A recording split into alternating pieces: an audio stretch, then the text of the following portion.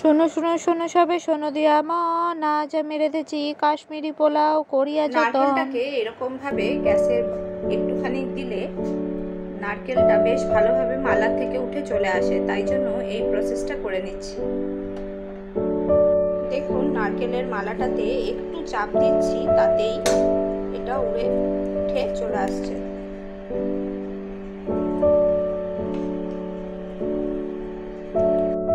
এই দেখুন উঠে গেছে কেন। নারকেলের মালার পিছনটা বেশ সুন্দর করে ছাড়িয়ে নিয়েছি।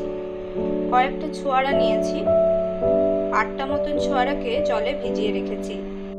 আমন্ডগুলোকে এরকম সরু সরু করে কেটে নিয়েছি, আর নারকেলগুলোকেও এরকম সরু সরু করে কেটে নিয়েছি। ছোয়ারাটাকেও সরু সরু করে কেটে নিয়েছি কয়েক পিস কাজু এবং কিছুটা কিশমিশ। একটা প্যান নিয়ে নিয়েছি, ভালোভাবে গরম হয়ে গিয়েছে। আমি বাড়িতে বানানো 2 চামচ ঘি দিয়ে নিচ্ছি। ঘিটা দেখুন ভালোভাবে গলে গিয়েছে। আমি টুকরো করে রাখা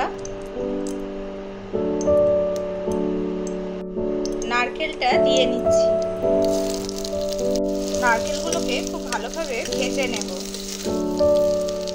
নারকেলগুলোতে হালকা বাদামি রং চলে এসছে, আমি নামিয়ে নিচ্ছি।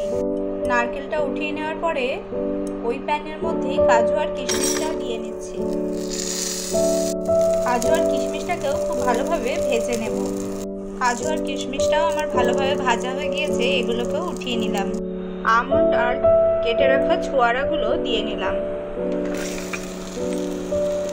এগুলোকেও খুব ভালো করে ভেজে নিচ্ছি। আমার এটাও ভালোভাবে ভাজা হয়ে গিয়েছে, উঠিয়ে নিলাম। ড্রাই ফ্রুটসগুলো সব একে একে ভেজে নিয়েছি কিছু গরম মশলা, 7-8টা মতন ছোট এলাচ, কয়েকটা গোলমরিচ,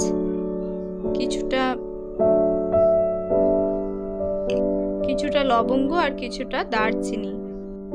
বাসমতি চালটার জন্য আমি কয়েকটা গরম মশলা দিয়ে নিয়েছি। ভালোভাবে ফুটে গেলে ধুয়ে রাখা চালটা দিয়ে নেব। জলটা খুব ভালোভাবে ফুটে গিয়েছে, আমি ভিজিয়ে রাখা চালটা দিয়ে নিচ্ছি। আজকে কাশ্মীরি পোলাওয়ের জন্য দাওয়াত সুপার বাসমতি রাইসটা নিয়ে নিয়েছি।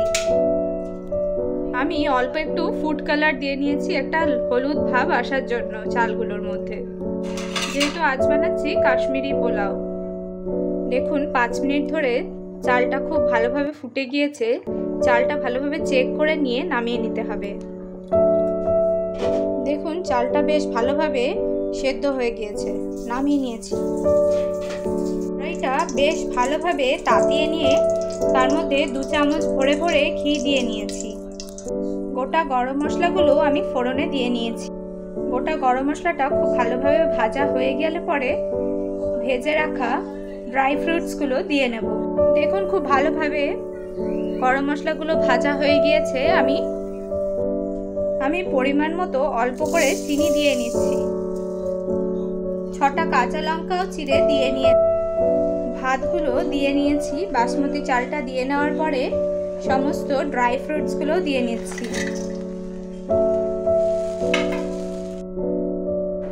কিছুটা খেজুরও দিয়ে নিলাম।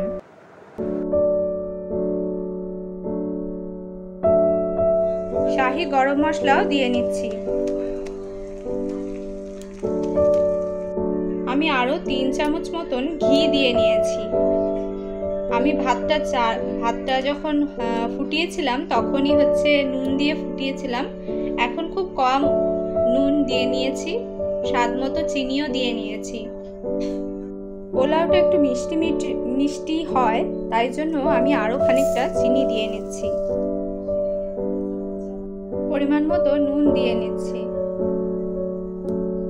3 টেবিল স্পুন মতন গোলাপ জল নিয়েছি, দিয়ে নিচ্ছি।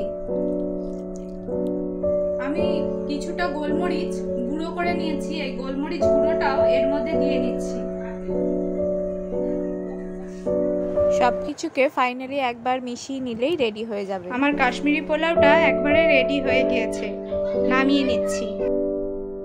কাশ্মীরি পোলাওটাকে চিলি পনিরের সাথে সার্ভ করলাম।